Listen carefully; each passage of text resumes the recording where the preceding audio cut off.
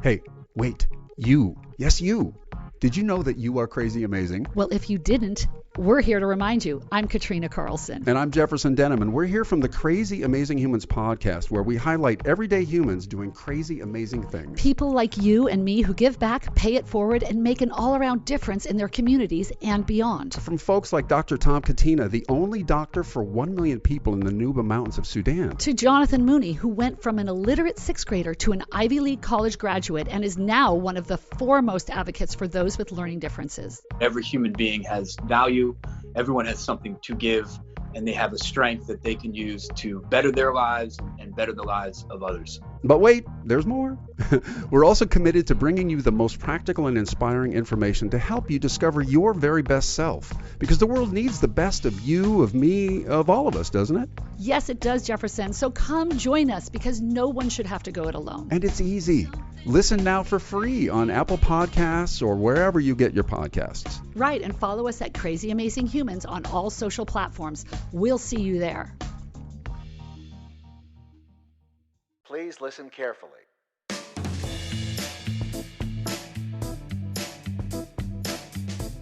Hello, universe, and welcome to the Optimist Daily Update. I'm Kristy Jansen. And I'm Amelia Buckley. And we're part of the team behind the Optimist Daily, making solutions the news. We bring you reader-funded solutions news every day in order to change the tenor of news media, social media, and the direction of your day to help make it one focused on solutions. 7 days a week, we publish positive news stories written by award-winning journalists and delivered online to your inbox and through our social channels. And also, we are sharing these solutions in a commute-worthy, walk-worthy, home office-worthy podcast. Today we have a special episode for you on the Optimist Daily Update, talking about digital education and Wi-Fi and a really interesting company called Kajeet. We have as our guest Michael Flood. Michael, why don't you tell us about yourself and Kajeet? Sure. I'm bringing you on here because I don't really have your bio right in front of me. So why don't you tell us who you are and tell us about Kajeet and the solutions that you bring to the world? Absolutely. Happy to do so. And thanks for having me on, Kristy and Amelia. My name is Michael Flood. I'm the Senior Vice President and General Manager for the Education Business Unit at Kajeet. Kajeet has been around since 2003, but more specifically for the past 10 years. We as a company have been focused on connecting students to broadband when they're not at school, which you can see is a very relevant topic in today's world. And I'm looking forward to kind of talking more about digital equity and about ensuring that all students have the opportunity to fully participate in today's digital educational world. Wonderful. We're so happy for you to join us today. We learned about Kajeet and some of the work that you were doing back in April of 2020 when we learned about a project you were funding and spearheading in Austin using mobile Wi-Fi on school buses. I guess you were parking them in different neighborhoods where there was limited connectivity because they were lower income households. And I'd love to know more about that project and more about that idea to actually provide these mobile Wi-Fi hubs, I think is kind of what you were working on there. Tell me about that. Yeah, sure. So we have been providing connectivity to students individually for many years. And about 5 years ago, we started working with school districts to provide Wi-Fi on school buses for students who have long bus rides, or you can also imagine those students who go off to football games or band competitions or debate team, and they may be on the bus for hours in the evening, each way. So we really wanted to originally deploy Wi-Fi for these long trips that students spent on the school bus. And we were working with Austin Independent School District in Texas to roll out one of our largest deployments to date, which is a sponsored project by Kajeet, where we agreed to equip their entire school bus fleet, which is over 500 school buses, with Wi-Fi, and to spend a year with complimentary service, really gathering data about the impact that had on students' lives, including their ability to complete homework and behavior on the bus and, everything related to how students would use that. And of course, that deployment was kicking off right when we moved into the pandemic in the spring of 2020. So that was just coincidental timing that you were already had this rolled out planned, and then the world kind of shifted and we suddenly learned how essential Wi-Fi actually is for education. Absolutely. Yeah. Austin has a number of low income neighborhoods where there isn't sufficient broadband penetration to households and many students that they needed to serve.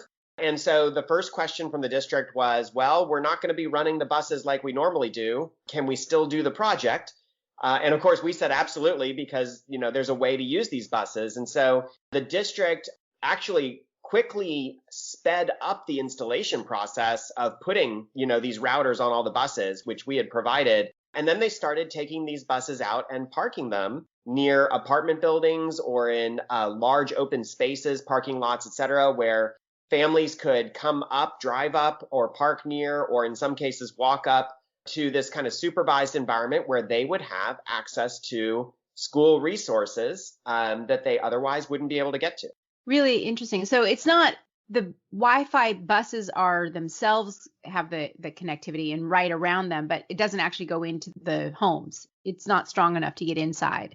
Yeah, no, that's a great question. So the signal can reach usually about 300 feet around the bus for a typical deployment.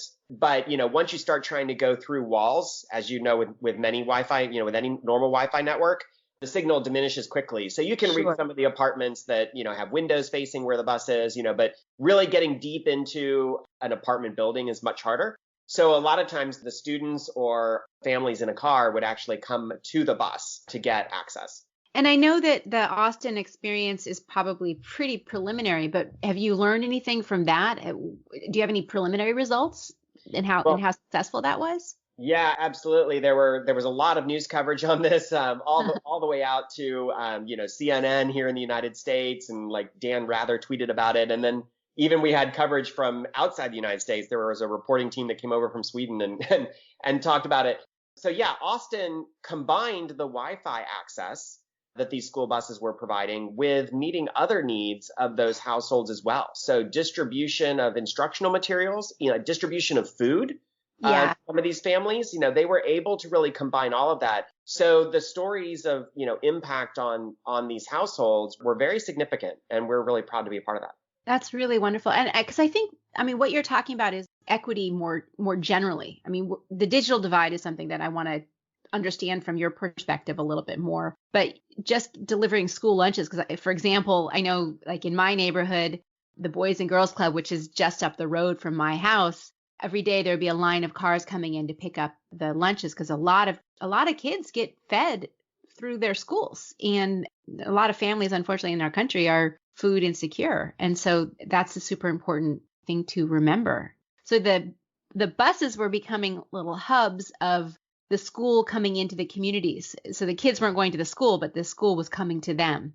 That's right. Yeah, absolutely. And another interesting point that, schools provide a lot of wellness checks, like social emotional health too. So, in addition to the school bus being there to distribute things out to households who needed those resources, whether it was Wi-Fi connectivity or whether it was food or instructional materials, there were also school staff, available, manning those buses, just being there. So, students could come up, or parents or caregivers could come up and share other things that they needed or questions that they had. So it really was, you're right. You're completely right. It was like an ambassador into the community. Really interesting. And so was Austin the only city that you were working with at this time? Has Kajeet gotten involved with other areas, other locations in the U.S.? Yeah, absolutely. So as I mentioned at the beginning, we've been working on connecting students to broadband when they're not in school for 10 years. And for most of that history, it was about what has come to be known as the homework gap. So students who would leave school and just couldn't get online to do the homework that their peers could do much more easily. And so we work with today almost 3,000 school districts in every state in the United States, in every province in Canada, and even schools over in the United Kingdom. And in terms of Wi-Fi on school buses, we have Wi-Fi deployed buses in about 1,000 school bus fleets across the United States and Canada.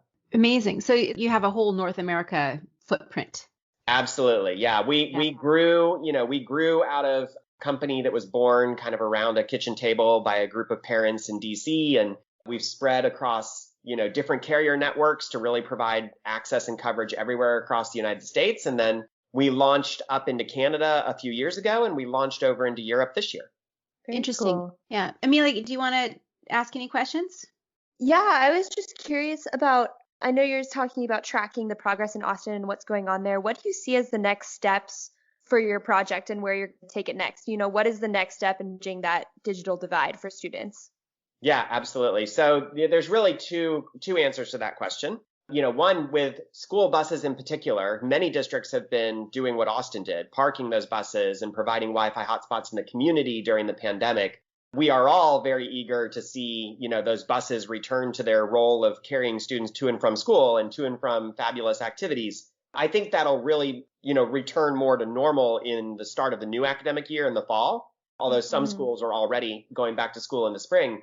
But I think really in the fall is when we'll see a lot of the traditional schooling as well as the after school activities resume that those buses get used for. So at that point, we'll be able to kind of return to gathering the data we originally hoped to gather about our ability to improve homework completion rates, to really measure utilization. We have lots of anecdotes from the deployments around the country about the positive impact on student behavior on the bus. You can think of a school bus can be a very unruly place, but when kids are actually working on their schoolwork, it's much more peaceful.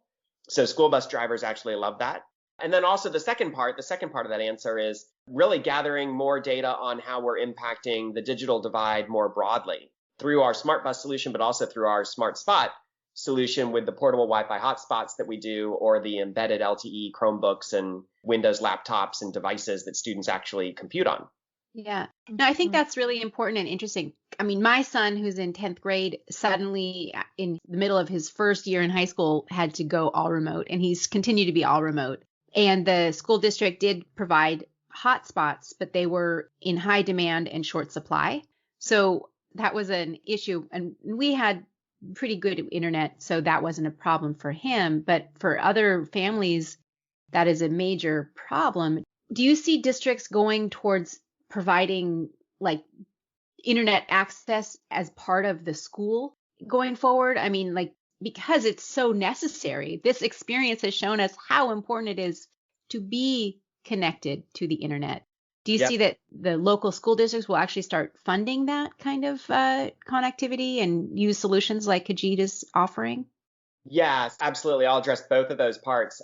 First, just a reminder, and actually something that a lot of people just weren't aware of before the pandemic. But when you think about all these students who needed connectivity for distance learning during the pandemic, you have to remember that all of those students weren't able to get online to do their homework before the pandemic. Right. So the issue about the homework gap has actually been around for many, many years, but it was generally a problem that schools were aware of, but didn't have any funding to address.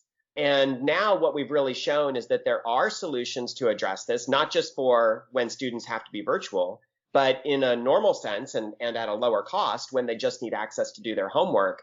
This is something that can be solved either by, embedding connectivity in the device that the school provides, like their Chromebook, or by providing a hotspot, which is something that's very commonly done today. And on the funding side, there's been tremendous progress. Obviously, there was lots of emergency funding related to the pandemic, which is one-time funds that has helped address this for the full distance learning picture. But there's also new funding being rolled out that will be available beyond the pandemic for schools to really address the homework gap and other issues related to digital equity more broadly in the future. I think it's so important to acknowledge that this is a problem which has been persisting for many years. It's just that the pandemic, like other problems which were festering in our communities, it brought it to the forefront. And we really have a different understanding now of how much of a digital divide there is. Are there any teachable moments? I'd love to hear some of those anecdotal stories. Can you give us any ideas on like a specific place where it really made a difference in these last few months?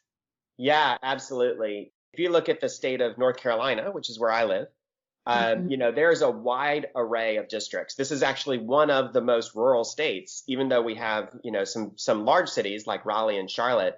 There are many very rural counties in North Carolina as well. And reaching into all of those school districts across the entire state has required, bringing together access across 5 different carrier networks and working with the state government and working with each local school district. But the impact is really profound, right? So a lot of families, whether it's a low-income family, inside Raleigh or inside Charlotte, who's being supported by their school district, where they may have many options for broadband, but their family simply can't afford it. Or if it's out on the Outer Banks, where you have families that are in more rural areas who, may have less options for broadband to begin with. Right. In all of these cases, connecting students really has allowed them to continue to participate in classes that otherwise they simply would have been absent from. I appreciate you brought up that the rural-urban divide is part of the digital divide. It's not just socioeconomic. It's also in certain parts of the country, it's difficult to get high-speed internet. And it just isn't economically feasible for the carriers to run their lines all the way out to the Outer Banks, right? For the few people who live there. So what Kajeet is offering is a solution which bridges that gap then? So what Kajeet has done is we've really partnered today with all of the commercial wireless networks. So the commercial carriers, so Verizon, AT&T, Sprint, T-Mobile, US Cellular, Carolina West, all these wireless networks. We partner with them to reach everywhere that their networks reach, which is not 100% of Americans, but it is far more than can be reached by wireline cable or internet connections. So there are many, many places where, a wireline connection is not an option. And then in addition to that, in addition to the rural urban piece, that income piece, the affordability gap for broadband is the one that impacts the most students by the numbers. And that also includes students who simply don't have the permanent home that is a luxury for many of us, right? So these are your students who may be living in pay-by-week motels or cohabitating with another family or in a shelter or even just homeless, on the street living out of a car. And certainly they can't go get a cable modem, right? They don't have a permanent address. Right. So, mobile technology is really the best way to connect students who don't have a specific single permanent address of record. I'm curious about what metrics do you use to find the areas that you're going to target? Did you start out with outreach from school districts that said, hey, we have a lot of issues with connectivity? Or did you look at school data and say these are areas where we're seeing a lot of gaps in academic performance? Or how do you determine what areas were most in need initially? Sure. So for us, we think first about where are the school districts in their adoption of digital technology in general, right? So for a number of schools in the past, they would have priorities they had to address before they could even get to this connectivity issue. So getting students devices, like students have to have computing devices. If they don't have a computing device, then getting them an internet connection isn't going to help much. So we would start with who's really been making progress on that front. And then within those districts, what is the impacted population? And I would love to say that, we had to narrow it down a lot, but really every district in the country, nearly every district in the country, does have this problem with some percentage of their population. And really the question is just what's the percentage? So we've worked with large districts in wealthy areas where only 7% of their students have a connectivity challenge. And then we've worked with large districts in very low income areas where 80% of their kids need help with connectivity.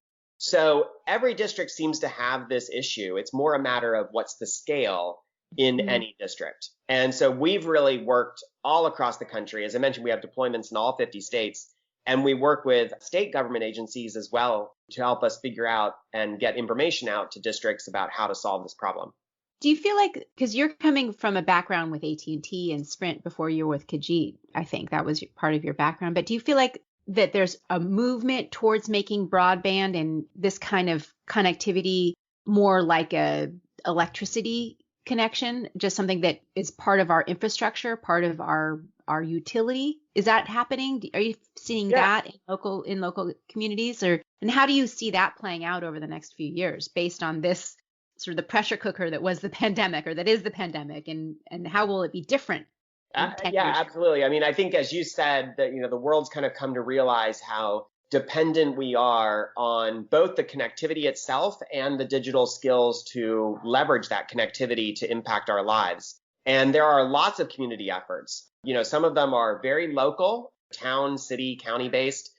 Some of them are more broad through nonprofits that stretch across larger geographies that are really concerned with providing digital citizenship, digital skills, and in some cases actually helping to build out broadband connectivity as well in their areas. And in an ideal world, everybody would have all the access they need. And I think that we would realize that internet access is becoming as critical as other major utilities like you cited, whether that's electricity or water or things like that. But we're not there yet, right? So, and it'll probably be a while before we get to that sort of ubiquitous, always available everywhere broadband. So in the meantime, Kajeet is really focused on helping to ensure that where those gaps exist and where there are kids who are impacted in their education, that we partner with their schools or with their local libraries to make sure that they are connected, even though their broader community or their household may not be. I love this. So if any of our listeners are listening and they want to reach out to you or to Kajeet, does that make sense to you? Or how should they get you involved with their local school district if they need it? Is there a way for our listeners to connect with what you're offering? Yeah, absolutely. I mean, you can certainly learn plenty about us and connect with us through our website at kajeet.com. You can also reach out to me directly. I'm on Twitter at Michael M. Flood. So they can always just look for me on Twitter, and then they can reach out directly. We do have teams all over the country, so we're always interested in engaging with communities and districts. And is there any projects you're working on right now that you think would be interesting for people to know more about? I think what was really interesting last year was we worked with so many districts to solve this issue locally, which is great to see that level of activity and the focus that schools turned to this issue. But ultimately, because we have a broad view across thousands of school districts, what we really saw was the same solution being, rediscovered over and over again across thousands of school districts. And I think what was really exciting for us last year was we had 3 states that we partnered with that actually looked at this at the state level and worked with us to try and roll out a solution that the state could do some of the heavy lifting of figuring out how to do it. And then Kajeet could work with the local school districts for their local implementation details, what network was best for them, how they wanted to deploy it, to which students. But we worked in 3 states where we did that. Connecticut is one of those that I think was the most impressive, where every school district in the state was provided connectivity for their students by the governor and the State Department of Education. I feel like that's so I feel very happy to hear that. I just feel like that's such a positive example of that public-private partnerships and how you can actually be smarter about the deployment of solutions like this. And to have every single school district be responsible for figuring this out doesn't make sense. But when you get the state leadership in there to help solve the problem, and then a group like Kajeet to help implement it at the local level, that is a win-win, it seems to me. Yeah, absolutely. And, like you mentioned earlier that I do come from a telecom background, and, the education ecosystem in the United States is very fragmented. We have, 11,000 or 14,000, local school districts and private schools and charter schools and things like that. So it's very, very fragmented. But in the telecom industry, everything gets better with scale. So, as you can do larger projects that impact larger populations, the economics get better, the technology gets better. And so it's really a crucial role to see states play in being able to help aggregate the needs and the demand and work with providers who can work across all of the networks to meet the needs of all their schools. I can't help but think there's an analogy with our public health kind of There is, rollout. and Kajeet's actually done some work in telehealth as well. So, the same sort of solution does exist and the same needs are there. If you're a low-income family who's trying to get the technology and the connectivity needed to do a remote patient visit with your doctor, the same sort of technology can be used for that use case as well. Very true. Very insightful. Well, Michael, it's so great to talk with you. We always end our conversations with a question for our guests about what makes them optimistic and what are the trends you're seeing. What is it that helps you get through your day with a little bit of positivity and optimism? Absolutely. That's a fantastic question. So I'll share something personal as I talk about that. For many years growing up, my family was very engaged in medieval reenactment, right? So reenacting the Middle Ages. And if you're going to reenact the Middle Ages, you really only want to reenact the good parts because there were a lot of bad parts. And what makes me optimistic, I think a lot of people in society today kind of think about the problems and the disagreements we have, but in reality, standards of living and quality of life has never been better worldwide, not just in the United States, but worldwide than it is today. And we continue to make immense progress, as a human race. And I believe that is going to continue. I'm always excited by the new technologies that are coming out, that are helping us solve new problems, whether that's within my own industry or across many other industries. And I believe that there are a huge number of people that I interact with every day, not just in the education system where they are very prevalent, but across a lot of industries that are really thinking about how to leverage this technology to improve lives. And that is always incredibly pleasing to hear and makes me very optimistic. I love that you pointed that out. And that's something that we at the Optimist Daily have been trying to help people remember or reframe, is that, yes, there's big issues and this has been a really tough year, but things are better than they were, especially in the 1400s, if you think about it, right? There's lots of bad stuff back then. But even just 100 years ago. 100 years ago, exactly. When you look at how far we've come, imagine how much further we can go, and just keep focusing on that. And you're right. More people die of old age than they do of war today compared to even 100 years ago. And we are investing more than ever in our families and our children. And that is the future. So, yeah. Well, thank you so much, Michael. Anything else you want to share with us today? Any last words before we say goodbye? Just thank you. Appreciate both of you, Kristy and Amelia, for taking time to talk, and look forward to hearing this on the air, and happy to come back and visit anytime. Thank you so much, Michael. This has been really an interesting conversation. I love learning more about this whole ecosystem that you're living in, because it's not something that I've had to think about that much, although I have recently with, my son having to work remotely and all of us.